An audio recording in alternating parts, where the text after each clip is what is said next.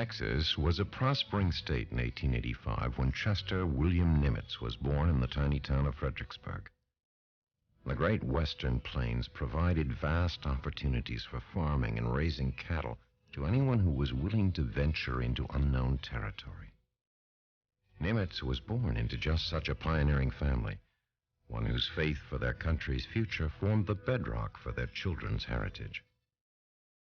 Although his grandfather had once followed the sea, there was little else in young Chester's landlocked childhood to spark his interest in a naval career.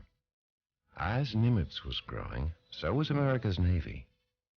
While the 100-year-old constellation on which sailors had trained for the Spanish-American War was still in use, America's sea battles were now fought by armored, steam-powered warships. There were many enthusiastic supporters of the new Navy, among them Theodore Roosevelt. America had thousands of miles of coastline in the east and west, and the U.S. Navy, which had destroyed the Spanish fleet in the Philippines, was a vital part of America's future defense and security. The same year Teddy Roosevelt entered the White House, a young Chester Nimitz entered the Naval Academy. The future fleet admiral had never seen an ocean before traveling east. Fortunately, he adapted effortlessly to his new environment. He learned the Navy from the bottom up and grew to love the tough and demanding life he shared with his fellow midshipmen. The physical training was as rigorous as the bookwork.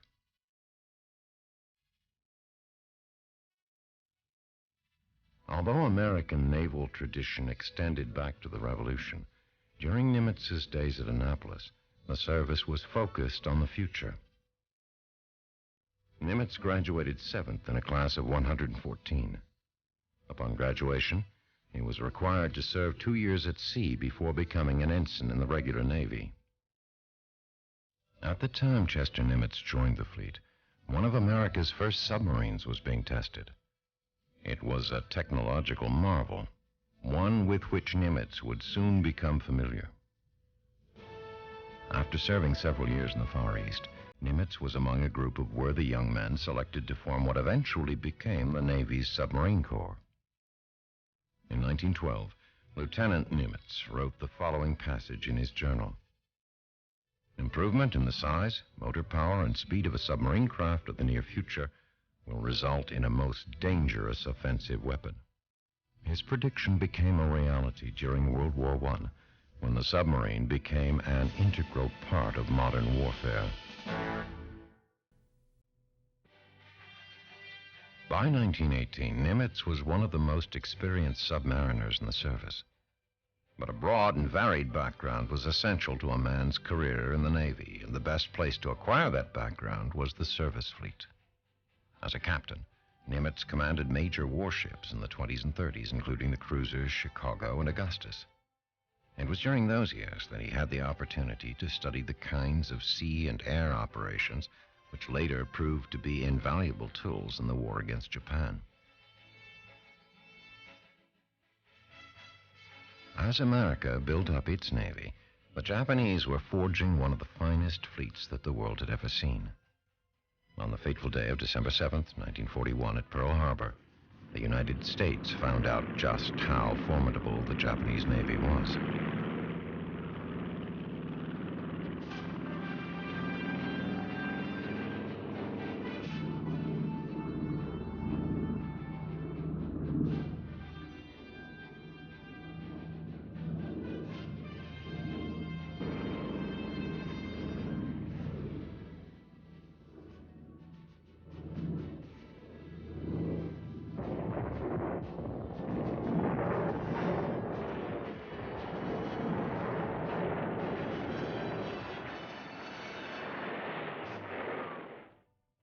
The flames had barely died down before Chester Nimitz was called away from a desk job in Washington to take command of the Pacific Fleet.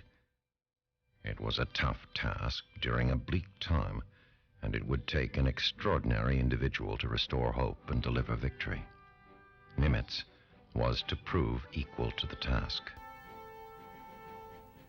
The Japanese quickly followed their surprise success at Pearl Harbor with territorial grabs across the Western Pacific, as American forces fought and lost against overwhelming odds. By the spring of 1942, the Japanese dominated both the sea and air west of Pearl Harbor. It was up to America's Navy to hold the line. If America underestimated the Japanese also underestimated America. When Japanese forces disabled the majority of the American fleet at Pearl Harbor, they never thought America would be able to recover so quickly. It was clear that America had to strike back in force. Although Nimitz had a much smaller fleet than the enemy, he never doubted the outcome. The boldness and surprise of Nimitz's strategy changed the course of the war in the Pacific. Attacking the Japanese in the Coral Sea and at Midway, he scored America's first decisive victories.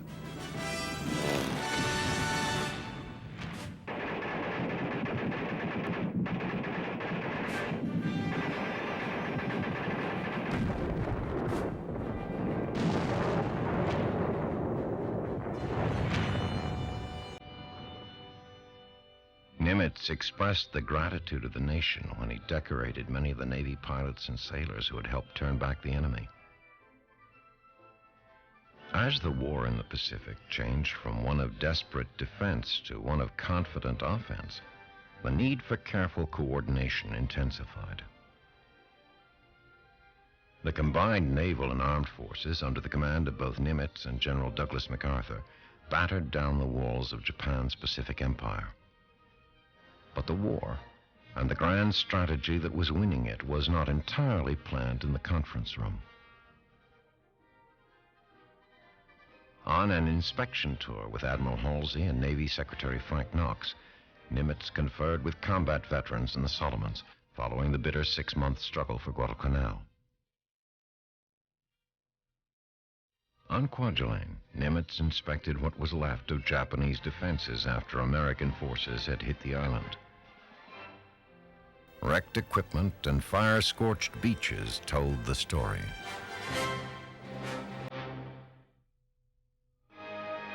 Before the Pacific War entered its final phase with the recapture of the Philippines, MacArthur and President Roosevelt met with Nimitz at his headquarters in Hawaii.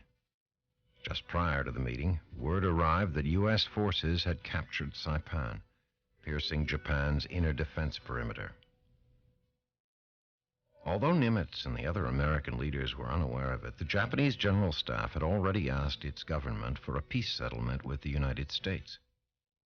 The Americans did know, however, that Premier Tojo had been forced to resign, and that boosted their confidence. Plans for retaking the Philippines were submitted and approved at the Hawaii meeting. For Nimitz, there was no relaxation of responsibility. As the tempo of the war increased, his life was filled with the critical business of high command. A relentless tide of American sea power swept forward. Behind the decisions which moved the fleet ever closer to Japan was the constant evaluation and the continuous re-examination of his strategy. Under his direction, Halsey, Turner, and others commanded their forces with masterful precision and deadly effect, setting the precedent for subordinate commanders. In New Guinea and the Marianas, the enemy felt America's power.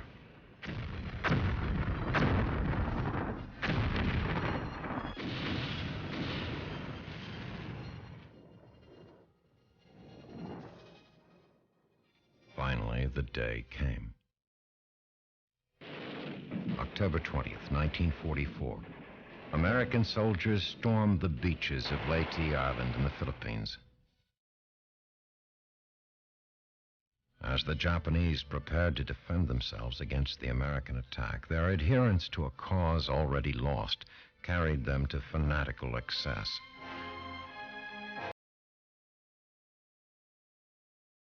Few men on either side realized that the Leyte Gulf action, hoped for by Nimitz and earnestly sought by Halsey, would turn into one of the most far-reaching naval engagements of all time.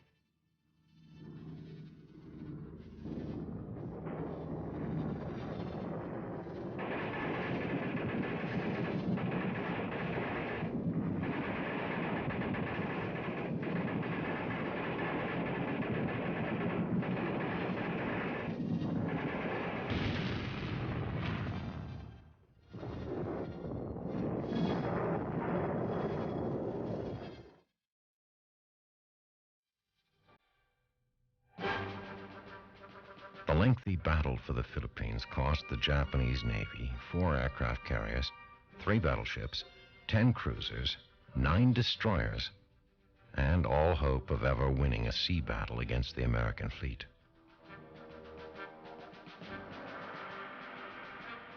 For some of the men, Leyte Gulf was the last fight. Many brave Americans who died during the battle were honored at sea by their comrades.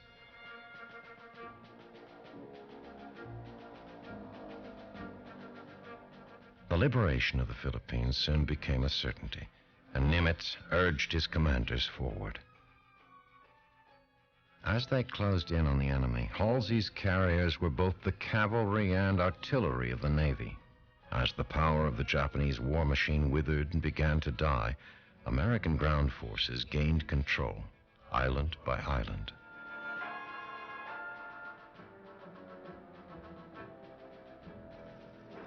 But the Japanese were desperate men, and desperation breeds its own terrors. One of its most destructive was the kamikaze, the spirit of the divine wind. American forces referred to them as suicide planes. In the Philippines, they came like fierce hornets.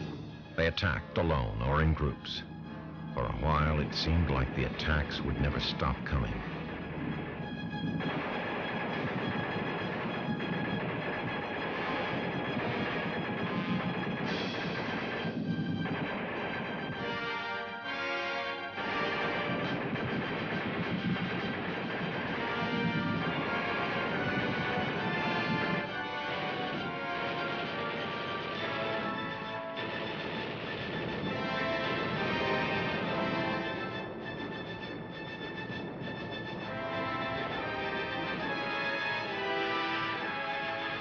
Just before Easter 1945, Nimitz's ships hit Okinawa.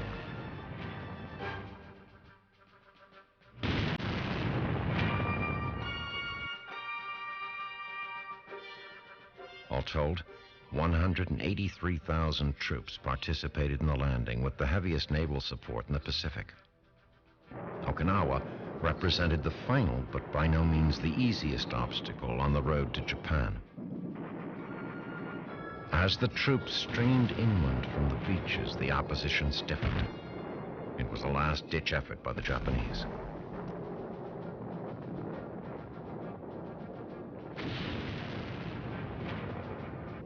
American casualties were high at Okinawa, but victory was now in sight for the men who had carried their strength and their faith from Pearl Harbor over 3 years ago. Okinawa became the death rattle of the Japanese resistance. With one last compulsive effort, enemy pilots dove their deadly planes at the fleet of American ships who were preparing for the attack.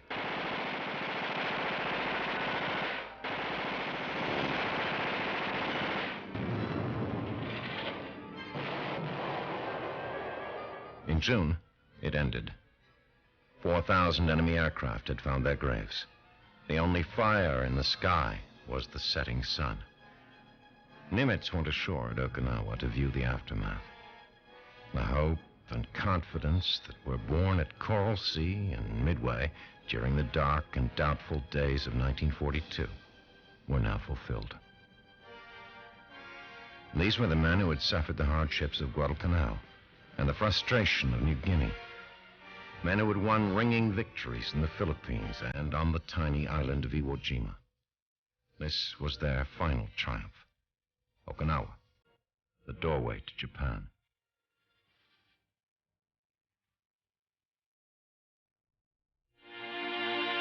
At Manila, Nimitz conferred with MacArthur on their next step, the taking of Japan.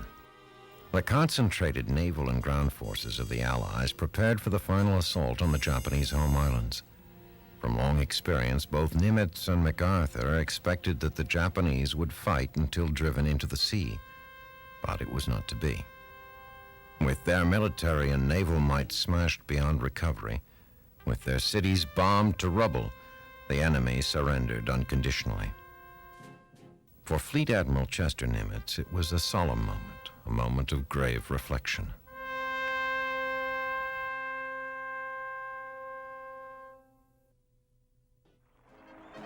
Upon his return, a jubilant nation greeted him. A day was named in his honor, and the whole city of Washington turned out to say thanks. Crowds jammed the streets to get a glimpse of the man who played such a huge role in bringing them victory.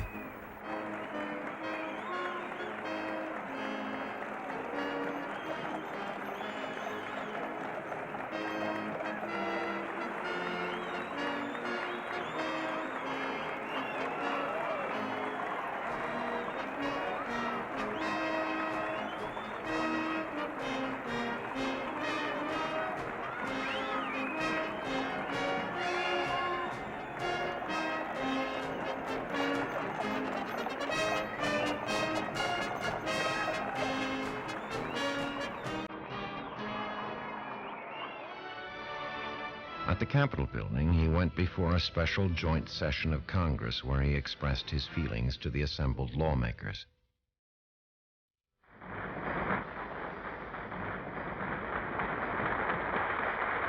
I am sensible of the fact that I do not come here as an individual, and I acknowledge at the outset that I am here only as a representative of the brave men who fought under my command in the Pacific.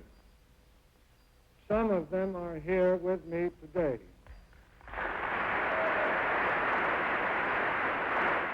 I pray that no future war may ever again find us unprepared. Most of all, I pray that such a war does not begin and end to our disadvantage before we can even begin to fight. This need not happen to us. It will not happen to us if we exercise our intelligence, our vigilance, and use our good, plain common sense and keep our fighting forces ready.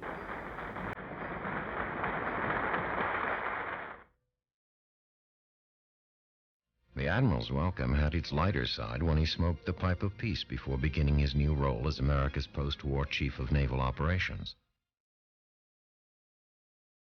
Here, Nimitz receives a briefing from Admiral Byrd on the 1946 Navy expedition to the South Pole.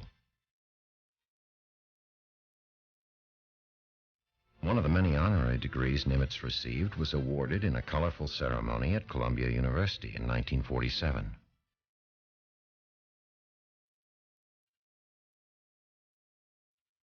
After his tour as Chief of Naval Operations ended in 1948, Nimitz accepted a United Nations appointment as plebiscite administrator for Kashmir.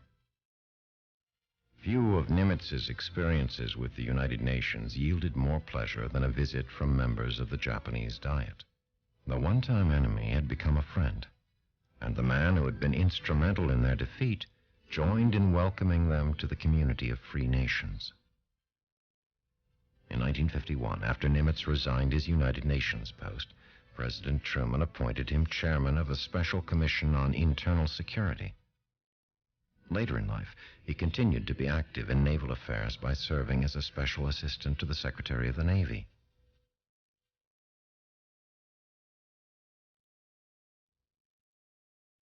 Nimitz resided in Berkeley Hills outside San Francisco. A weather vane with 5 stars and a submarine were all that marked the Admiral's quarters.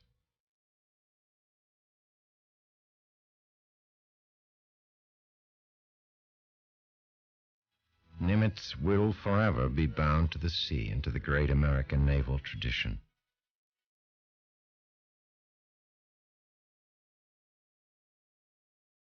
His contribution in strategy and leadership will long be remembered in the Navy, and his personal example admired by all those who follow the sea.